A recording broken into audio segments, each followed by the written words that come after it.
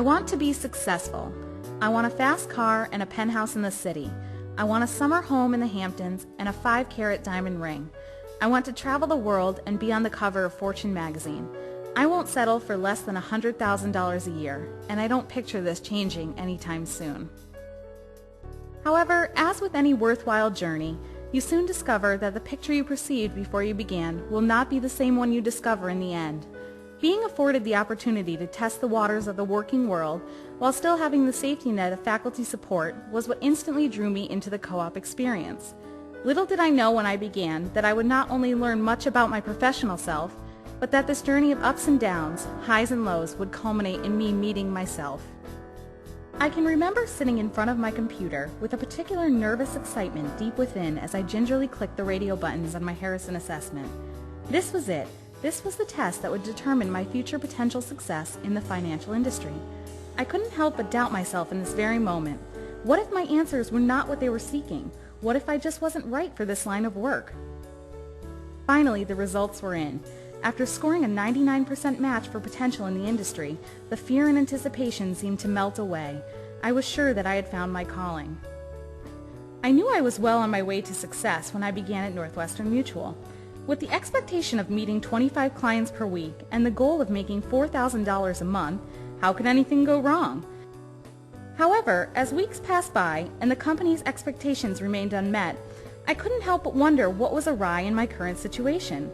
The Harrison assessment told me that I was going to be successful. Why weren't my feelings, my experience, and my thoughts matching this all-telling questionnaire? Not being used to failing, I sat down to conduct a deep self-reflection. Talking about money with people gets very personal.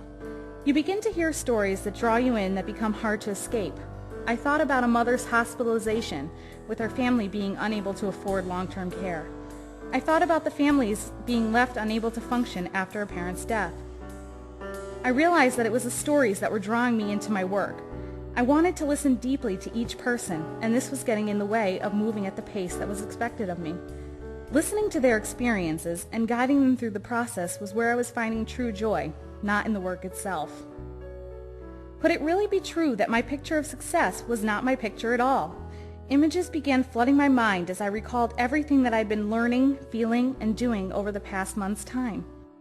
As the images began to clear, one lingering vision came into focus.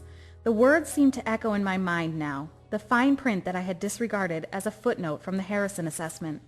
Under the category, Factors That May Negatively Affect Aubrey's Success, the tiniest line read, Aubrey is only slightly motivated by the opportunity to make money. It was clear that what had appeared to be only a small negative on a more than positive assessment turned out to be the greatest hindrance to my success at Northwestern Mutual. So if this wasn't where I belonged, where would I go from here? Where could my strengths for listening and enjoying people flourish in a professional environment? This is the question that prompted me to find my way back to Dr. Vanam and Associates. My picture of success was not a work that was crafted in one charcoal line that danced across the canvas in an unbroken swirl. Instead, it began as an idea and a vision of the way I thought that picture might be. It grew and changed as my brush swept across the page. It went one direction and then another, almost as if directed by an inner voice. The layers that compose my picture mimic those of an oil-based masterpiece, each layer adding to the next to create something more wonderful with each stroke. When I thought I was done, I stepped back from my picture and reflected on how it became what it now was. I reflected on the time it had taken, the frustration it had brought me, the beauty and joy I had found in it, and most of all, the many layers of the painting. I stepped back even further and realized, while it was beginning to resemble my vision, it was still not done. But it was certainly heading in a beautiful direction. I want to be successful. I want to surround myself with people each and every day. I never want to stop learning from the stories that others have to tell.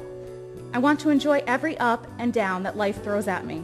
I want to wake up, breathe, and be happy to begin each new day. This is success to me.